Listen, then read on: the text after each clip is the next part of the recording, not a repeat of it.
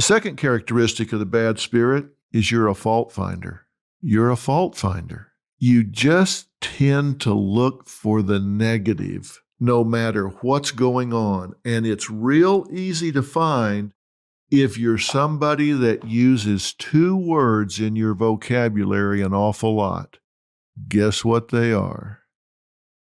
Should and must.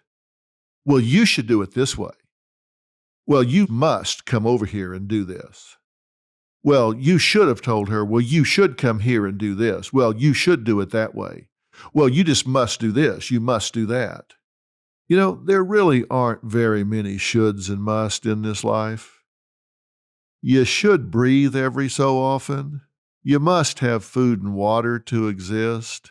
There just aren't a lot of shoulds and musts. But we certainly make a lot of them up. And if we think we're the repository of all knowledge and everything revolves around us, then we spew out a lot of these shoulds and musts, and we're awfully quick to take someone's negative inventory. Why? Because there's our way and the wrong way. We're controlling. We think, okay, we know how to do this, so you should do it the way I know it should be done. Even if you're right, maybe you're right. Maybe you do know how to do it. But there's a lot of different ways to get something done. Maybe you're a linear thinker. You go A, B, C, D, E. And maybe somebody else is not a linear thinker. Maybe they look at it and they kind of see A, F, B, C, G, Z, L.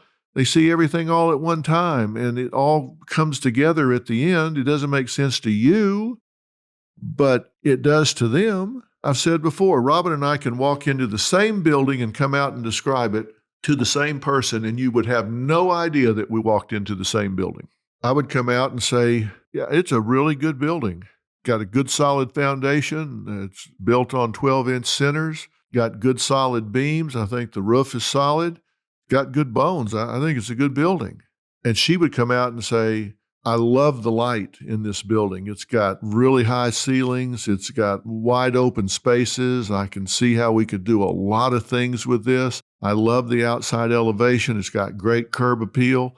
You could listen to two of us and have no idea whether we were in the same building or not. We looked at it the same, but we saw it through different filters. Was I right? Yes, everything I said was accurate. Was she right? Yes, everything she said was accurate. It's just a matter of the filter through which we looked at it. There's no right way to see it. It isn't that she should see it the way I see it or that I must see it the way she saw it. And if you're a fault finder, you're going to pick up things that violate your expectation of how things should be done or how problems must be solved. And if you're really controlling, you're going to take a sick pleasure in studying someone else's negative inventory. You're going to get used to making criticisms. Let me tell you something about criticisms. If you are a fault finder, you're a bottomless pit because there is nothing your partner can do that's ever going to be good enough for you. They can do 8 out of 10 things perfectly right, and you will focus on the 2 things they did not get done. Instead of saying, wow, we were going to try and get 10 things done today and you knocked 8 of them off the list. Great job. You'll say, well, you didn't get those 2 done. You know how deflating that is for somebody that always looks at the negative? You will never focus nor comment on your partner's beautiful dress or suit. Instead, you'll say, yeah, you got a scuff on your shoe. So living with you is like trying to fill a bottomless pit. They can never do enough. You're the type that will say to your partner, we had a great day together except for when you did so-and-so.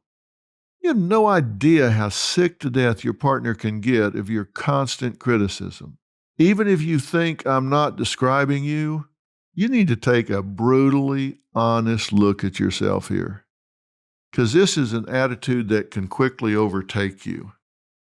There's something I want to tell you about the psychology of hearing things and being open. If you give somebody a constructive criticism, I mean, really, you're not trying to be negative. You're really trying to help them get a better result in their life. But it's a criticism.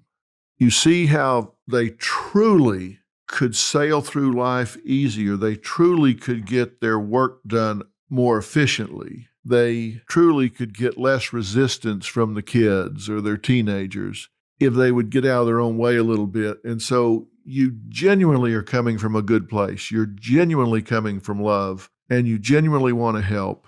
You offer it in that spirit. Most times it will be taken that way. And you might have a second constructive criticism. They might even ask for anything else that you think could help. And they might take that. But research has shown us that 2 is pretty much the limit.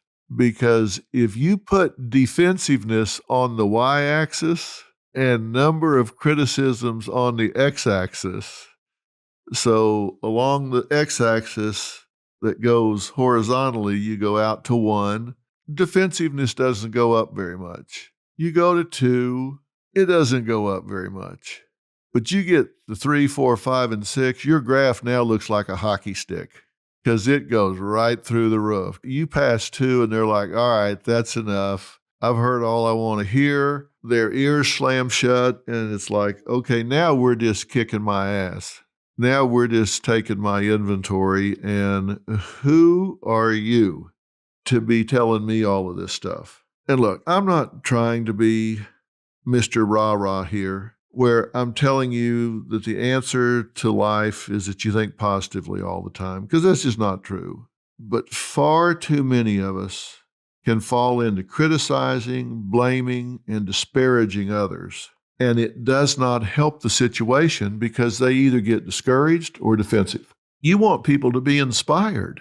I've always said to parents, it takes 1,000 attaboys to erase one, you're a rotten kid. You're no good. You're stupid. You're worthless. And you may be thinking, well, who says that to their kids? Yeah. I've done 3,000 episodes. Follow me around for 17 years and ask me that question. It happens so much, it make your stomach turn. It takes 1,000 attaboys. And I'll say that to parents and they'll say, well, he's either setting the cat on fire or he's writing on the wall, tearing up something. I mean, come on. How do I support that? I don't care if you have to hide in the bushes to catch him doing something right. You stalk him. You stalk her until you catch him doing something right. And then you jump out of the bushes and give him a big hug and say, oh, thank you for being such a good boy. Thank you for being such a good girl. You don't reward bad behavior, but you catch them doing something right. And maybe it's that you catch them sitting still for a minute. Maybe it's that you catch them watching something on TV or reading something off of an iPad for a second. You just catch them in those few seconds of not being destructive. Pounce on them and love them up. You want to inspire people, and you don't do it by criticism. You do it by finding something they did well, and they want to please you. They want to go find something else they can do. So how do you know whether or not you're a fault finder? Well, like I said before, I gave you a few check-ins that you can do with yourself. Number 1, you seldom, if ever, let an infraction by your partner just slide by, regardless of how trivial it is. Just ask yourself, do you seldom, if ever, just let something slide? You know, maybe they screwed up, maybe they said something wrong, maybe they stepped on your toes, hurt your feelings, did something they said they weren't going to do. Do you seldom, have ever, just let that slide by? Because you can, you know. You don't have to respond or react every time you can. You don't have to. It's your choice. You can just let it go. Do you find yourself saying things to your partner that have should and must in the sentence? Do you use the words always and never when criticizing your partner? You always do this. You never help. You always ignore me. When you use these absolutes, always and never, that's very disheartening to your partner. Next, you tend to complain about how you're not getting what you deserve or that life is unfair to you. And this is an attitude that you quickly transfer to your partner as if he or she is in charge. They're to blame. It's the old joke about somebody meant to say, would you pass the toast? And it came out, you ruined my life, you rotten human being. That's how they hear it. You think life isn't going well and you blame who's handy. They're a perfect target. You transfer that to your partner. Do you counterattack with criticism whenever you're being criticized? Your partner, for example, tells you, hey, you forgot to take out the trash last night. And instead of hearing the message, your competitive attitude and critical spirit kicks in and you counterattack. I can't believe you have the nerve to say that. You never do what you're supposed to. You don't want to do that. And lastly, you are obsessively interested in getting your partner to admit to wrongdoing rather than listening to what they have to say. You're a fault finder, so you need them to admit fault. If you're controlled by this bad spirit and think your critical perfectionism is making your partner a better person, you need to think again, because it doesn't. It just simply doesn't make them a better person.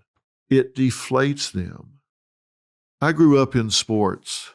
I had coaches that would grab me by the face mask and pull me up there and say, son, you can do better. I know you can. I've seen you do it. I know you can do it. And I believed him. He believed in me, so I believed in me. And I've had coaches grab that same face mask and say, you are the laziest excuse for a human being I've ever seen. I don't know why your daddy fed you.